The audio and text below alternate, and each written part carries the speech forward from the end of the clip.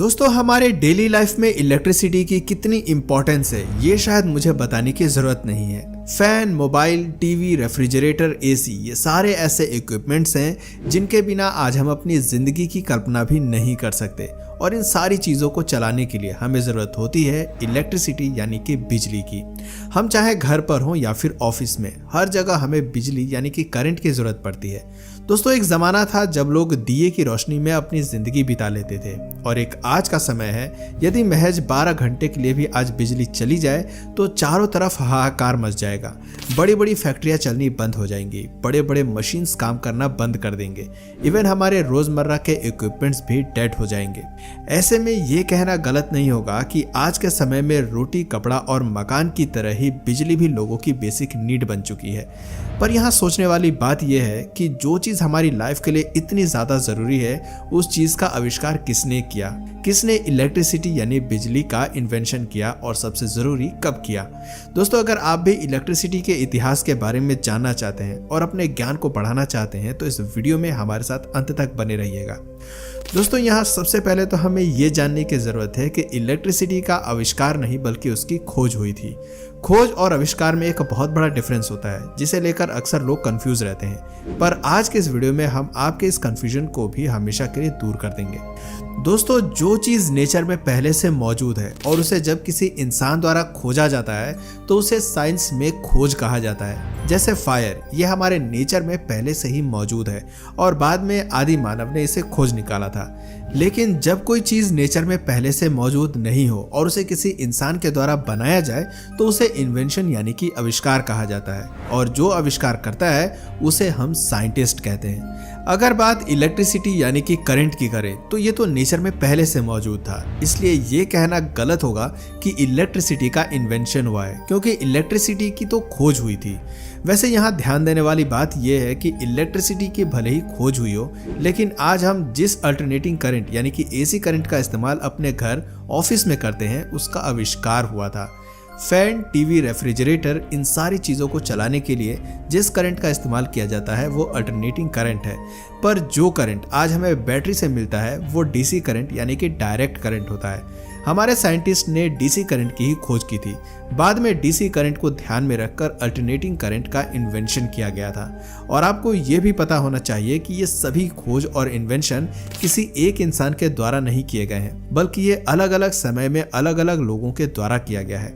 और अगर समय काल की बात करें तो 2700 BC पहले तक लोगों को सिर्फ इतना पता था कि कुछ मछलियां ऐसी होती हैं जिन्हें छूने से झटके का एहसास होता है, लेकिन वो लोग इस बात से अनजान थे कि वो झटका असल में करंट का ही एक रूप है। लोगों का ध्यान करंट की तरफ 600 BC में गया जब थेल्स नाम के एक साइंटिस्ट ने कांच के एक टुकड़े और रेशम के धागे की मदद से इलेक्ट्रिसिटी की खोज की। उन्होंने अपने इस एक्सपेरिमेंट के लिए कांच के एक टुकड़े को कुछ देर तक रेशम के धागे पर रगड़ा, और फिर जब वो कांच के टुकड़े को कागज के टुकड़े के पास ले गए तो उन्होंने पाया कि उस कांच के टुकड़े में एक खास तरह की पावर आ गई है। वो बेहद ही हल्की वस्तु कागज को अपनी तरफ आकर्षित कर रही है। उस कांच के टुकड़े में जो पावर आई थी, थेल्स ने उसे ही इलेक्ट्रिसिटी का नाम दिया था। पर थेल्स के इस थ्योरी पर उस समय ज्यादा लोगों ने ध्यान नहीं दिया। इसके बाद साल 1772 में बेंजामिन फ्रैंकलिन नाम के एक महान साइंटिस्ट ने अपने एक एक्सपेरिमेंट में यह साबित किया कि आसमान में चमकने वाली बिजली करंट का ही एक रूप है। आप जानकर शौक हो जाएंगे कि बेंजामिन फ्रैंकलिन ने अपने इस एक्सपेरिमेंट के लिए अपनी जान तक को जोखिम में डाल दिया था। एक्चुअली जब एक रोज तेज आंधी तूफान के साथ बारिश हो रही थी, उस समय बेंजामिन ने अपने एक्सपेरिमेंट के लिए एक पतंग ली और पतंग की डोर में एक चाबी लटकाकर पतंग को आसमान में उड़ाने लगे। थोड़ी देर बाद जब आसमान में बिजली कड़की तब बिजली पतंग की भींगी हुई रस्सी से होते हुए चाबी तक आई, जिससे बेंजामिन फ्रैंकलिन को बिजली का झटका महसूस हुआ।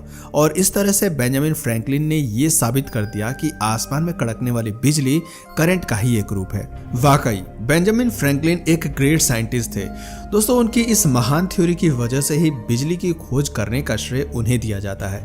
बेंजामिन फ्रैंकलिन के बाद साल 1800 में इटली के एक वैज्ञानिक एल्सेंड्रो वोल्टा ने केमिकल रिएक्शन से बिजली बनाई थी, जिसे उन्होंने इलेक्ट्रिक सेल का नाम दिया। इलेक्ट्रिक सेल को ही आज हम बैटरी के रूप में जानते हैं, यानी आज हम जिस बैटरी का इस्तेमाल करते हैं उसे बनाने का श्रेय एल्सेंड्रो वोल्टा को जाता है। वैसे एलेसेंड्रो वोल्टा के नाम पर ही electric potential, potential difference and electromotive force की डिराइव्ड यूनिट का नाम वोल्ट रखा गया है। दोस्तों, ये खोज और आविष्कार यही नहीं रुके। साल 1831 में बिजली के आविष्कार में एक और ग्रेट साइंटिस्ट ने अपना क्रांतिकारी योगदान दिया। उस साइंटिस्ट का नाम था माइकल फैराडे। माइकल फैराडे ने अपनी थ्योरी में बताया कि यदि एक तांबे की तार के कॉइल्ड यानी कि कुंडली के चारों तरफ मैग्नेट को तेजी से घुमाया जाए तो इस प्रोसेस से भी बिजली बनाई जा सकती है।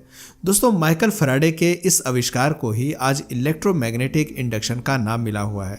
माइकल फैराडे के इस प्रयोग का इस्तेमाल करके साल 1878 में अमेरिकन साइंटिस्ट थॉमस एडिसन ने अमेरिका में और ब्रिटिश साइंटिस्ट जोसेफ स्वान ने ब्रिटेन में फिलामेंट बल्ब का आविष्कार किया और इस तरह से इन दो महान वैज्ञानिकों ने पूरी दुनिया को बिजली के बल्ब के आविष्कार का तोहफा दिया। हालांकि यह बात अलग है कि बल्ब के आविष्कार के लिए हम सिर्फ थॉमस एल्वा एडिसन को ही याद करते हैं, जबकि जोसेफ स्वान ने भी बल्ब का आविष्कार किया था। खैर, जैसा कि मैंने आपको पहले ही बताया, 1878 से पहले तक सिर्फ डायरेक्ट करंट यानी कि बैटरी वाली करंट का ही उपयोग किया जा रहा था। पर यहाँ डीसी करंट के साथ साथ दो मेजर प्रॉब्लम्स थी। फर्स्ट, इसका इस्तेमाल काफ़ी ज़्यादा खतरनाक था और सेकंड, इसे 2 से 3 किलोमीटर की रेंज तक ही ले जाया जा सकता था, जिस वजह से 2 या 3 किलोमीटर से ज़्यादा दूरी पर बिजली ले जाने के लिए प्रोटेक्शन हाउस बनवाने की ज़रूरत होती थी, जो काफ़ी खर्चीला भी होता था। डीसी करंट के इन प्रॉब्लम्स को देखते हुए थॉमस एल्वा एडिसन के साथ काम करने वाले एक वैज्ञानिक ने, जिनका नाम निकोला टेस्ला था, उन्होंने डीसी करंट के कमी को पूरा करने के लिए एसी करंट पर काम करना शुरू किया। Actually Nikola Tesla DC current के कमी को दूर करके ऐसा करंट बनाना चाहते थे जिसका उपयोग दूर तक बिजली ले जाने के लिए किया जा सके और साथ ही वो सुरक्षित भी हो।